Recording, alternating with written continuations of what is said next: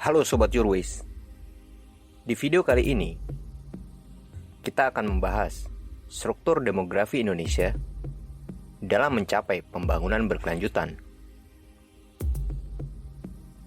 Struktur demografi Indonesia didominasi oleh penduduk usia produktif berusia 15 hingga 64 tahun, yakni sebanyak 68,7% dari total penduduk di tahun 2019.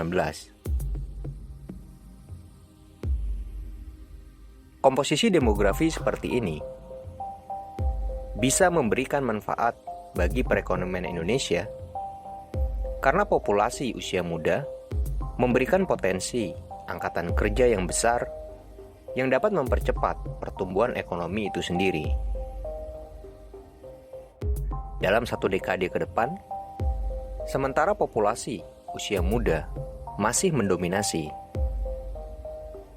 sedangkan populasi berusia lanjut atau lansia diproyeksikan naik hampir 2 kali lipat dari angkanya di tahun 2015. Transisi seperti ini menuntut kebijakan yang lebih berpusat di sektor kesehatan, perawatan, dan perlindungan sosial.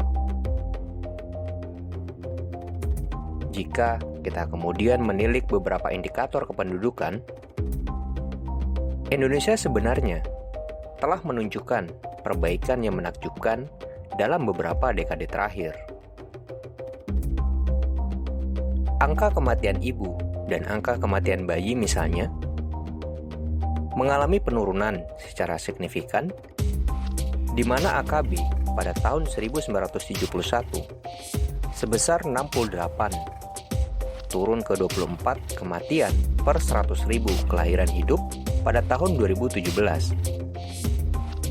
Sementara AKI atau kematian ibu pada tahun 1991 sebesar 390, turun ke angka 305 per 100.000 kelahiran hidup pada tahun 2015. Perbaikan serupa juga ditunjukkan oleh indikator lain seperti angka harapan hidup yang diproyeksikan sebesar 71,6 tahun pada 2017, meningkat dari angka proyeksi tahun 1996 sebesar 64,4 tahun. Juga tingkat fertilitas yang diproyeksikan sebesar 2,14 pada tahun 2017 meningkat dari angka pada tahun 1971 yang sebesar 5,6. Namun demikian, beberapa isu masih menjadi tantangan bagi pembangunan Indonesia. Angka prevalensi stunting dan malnutrisi Indonesia misalnya adalah salah satu yang tertinggi di negara-negara ASEAN, di mana 1 dari 3 anak Indonesia berusia di bawah 5 tahun mengalami stunting. Terlebih lagi, Indonesia juga sedang menghadapi ancaman terhadap kerawanan pangan di tengah meningkatnya bahaya perubahan iklim. Lalu bagaimana dengan ekonomi Indonesia? Dalam 30 tahun, PDB real Indonesia telah meningkat hampir 4 kali lipat dari 794,027 miliar pada tahun 1990 ke angka 3.046 triliun pada tahun 2018. PDB real Indonesia ini diproyeksikan untuk terus tumbuh ke angka 5.163 triliun pada tahun 2030 yang akan menempatkan Indonesia di 5 perekonomian terkuat di dunia di tahun 2030. Perbaikan pembangunan ekonomi tersebut juga diikuti oleh perbaikan taraf hidup yang ditunjukkan oleh kenaikan angka PDB per kapita yang stabil, juga transformasi struktural perekonomian Indonesia. Transformasi tersebut juga terefleksikan dari menurunnya share sektor agriculture bersamaan dengan meningkatnya sektor manufacture dan jasa terhadap PDB.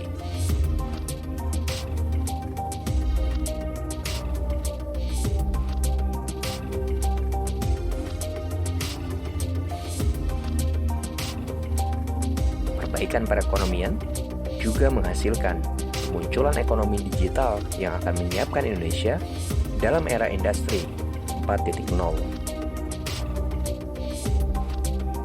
Namun begitu, pertumbuhan ekonomi yang tinggi juga membawa tantangan lain di mana pertumbuhan tersebut memiliki dampak lingkungan dan sosial seperti polusi, deforestasi, dan ketimpangan pendapatan.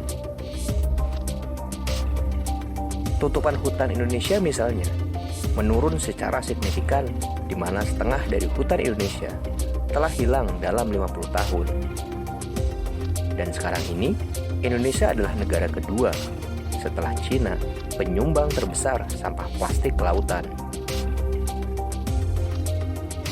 Di samping permasalahan lingkungan, Indonesia juga berjuang dengan isu ketimpangan di era kemajuan ekonomi.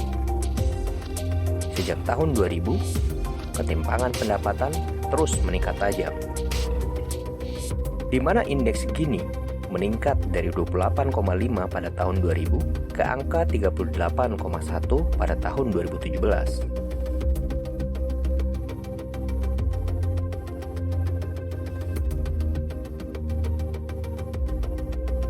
Laporan Bank Dunia tahun 2015 menunjukkan bahwa pertumbuhan ekonomi Indonesia hanya dinikmati oleh 20% penduduk kelompok pendapatan tertinggi yang diidentifikasi sebagai kelas konsumen. Hal ini menuntut agenda pembangunan untuk lebih inklusif di masa depan sehingga seluruh masyarakat Indonesia dapat berkontribusi dan mendapatkan manfaat dari pembangunan ekonomi yang ada di Indonesia.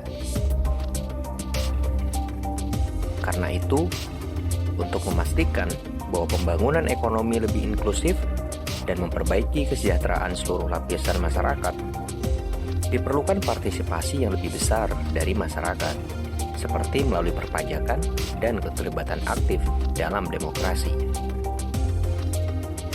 Yang perlu digarisbawahi, meningkatnya partisipasi memerlukan tata kelola pemerintahan serta kelembagaan yang lebih baik.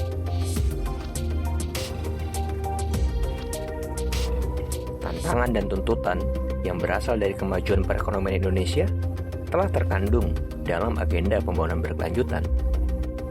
Seperti tujuan 10, yaitu mengurangi ketimpangan. Tujuan ke-12 terkait konsumsi dan produksi bertanggung jawab, serta tujuan ke-16, yaitu perdamaian, keadilan, dan kelembagaan yang tangguh.